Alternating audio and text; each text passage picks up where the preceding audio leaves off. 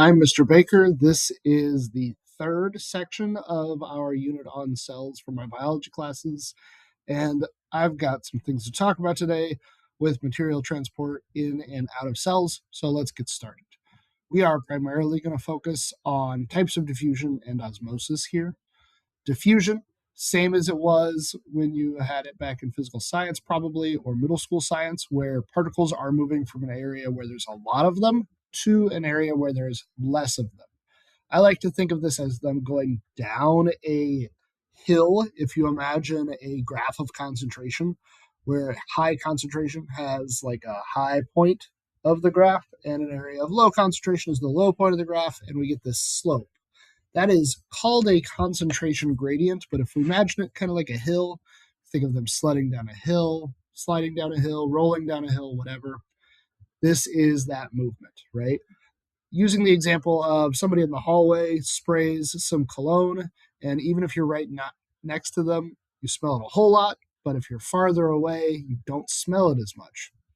That's the difference, right? But even though you weren't right next to them, you can still smell it because those particles have diffused down the hallway. Once the two areas of high concentration and low concentration, diffusion happens between those and they kind of balance themselves out. They reach a point of what's called dynamic equilibrium. What that looks like in a cell, you can see in this diagram on the right side of your screen, where the extracellular space is outside the cell and intracellular space is inside the cell. So as time passes, the concentration equals out. Now, these particles don't just stop moving, though. Some of them are going to be coming into the cell. Some of them are going to be coming out of the cell. And with dynamic equilibrium, that means the rate of diffusion across the cell membrane in this case is equal going in and going out. We can do diffusion a few different ways. There is the simple diffusion, which is passive and happens on its own through the movement of atoms and molecules. We can also have facilitated diffusion, which uses things like channels or pumps or gates. Sorry, pumps, ignore that one. It's channels and gates. These are ways that we've got specific amounts of a molecule or atom being allowed in or out of a cell, and they are specific to the shape of those atoms and molecules. Pumps are used in active transport, like the one we see here on the right side. That's actually a sodium potassium pump. Lets 3 sodium out and 2 potassium in with the help of ATP. ATP is adenosine triphosphate, and it is the chemical energy of the cell. Sometimes we'll talk about it as an energy currency. It gives each part of a cell the energy to do its job. And the pump's job is to move things across the cell membrane. Sometimes it's going to be happening with that concentration gradient of high to low. Sometimes the pump will move things against the concentration gradient, so from low to high.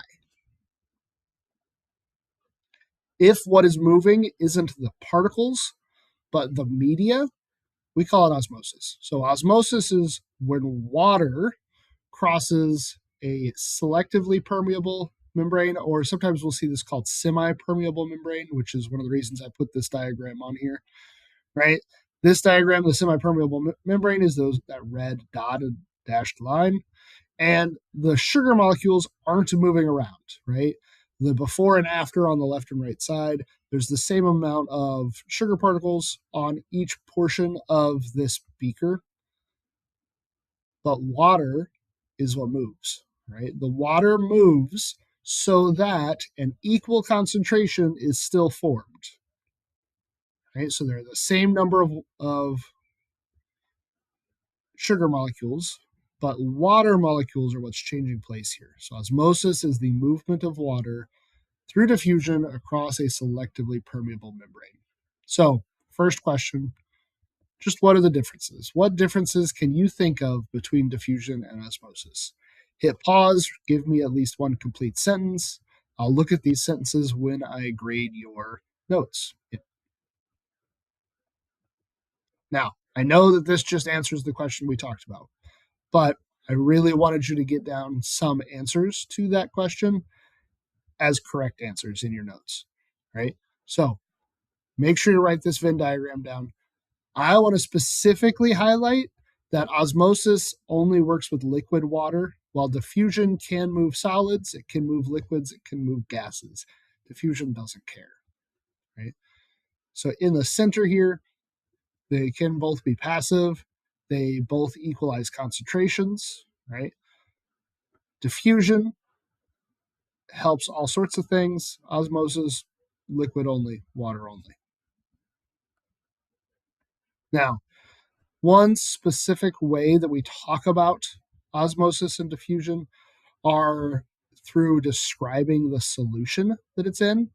Hypertonic solution, isotonic, and hypotonic solutions are examples of concentrations differing from what's in them. So if we put red blood cells in different concentrations, they behave differently because water can move in and out of them through osmosis, right?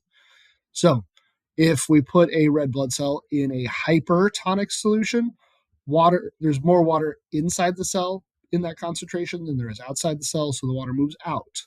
In a hypotonic solution, on the other hand, there's more water outside the cell than compared to inside the cell, so water will move in. Both of those would be bad for an animal's blood. So we use isotonic solutions in things like intravenous drips, IV drips, right? Or if we're going to try to do like an aquarium, we're going to try to make the water isotonic to the fish, which is why we have saltwater and freshwater aquariums. An isotonic solution has the same concentration as whatever is being put inside it. So the water flows in and out in that state of dynamic equilibrium. Right? We've got both water flowing in and water flowing out of these red blood cells, so they maintain their shape. With a hypertonic solution, this can happen so much so that they shrivel up because all the water gets almost sucked out of them. And with a hypertonic solution, so much water can try to get inside of that red blood cell that it can't hold all the water, and it actually pops kind of like a balloon. That's called lysing. Right. If a cell needs to envelop or expel really big particles, especially large solids, they're going to use a process called endocytosis or exocytosis. I like to think of these as enter and exit. The words kind of sound the same, and it helps me remember which direction they're going to go. We're not going to do very much depth here, but that plasma membrane that wraps the outside of the cell can actually form a pocket so that a vesicle is formed, and that's endocytosis. When a vesicle meets the plasma membrane and forms to it, it actually can become part of the plasma membrane. And it pushes everything that was inside it outside the cell. That's exocytosis. They are opposite activities, both move large particles. Right. I know we didn't talk about a whole lot, but we talked about the ways that almost all things get into and out of cells. There are some special cases, but we don't really need to worry about them too much. I will see you in class.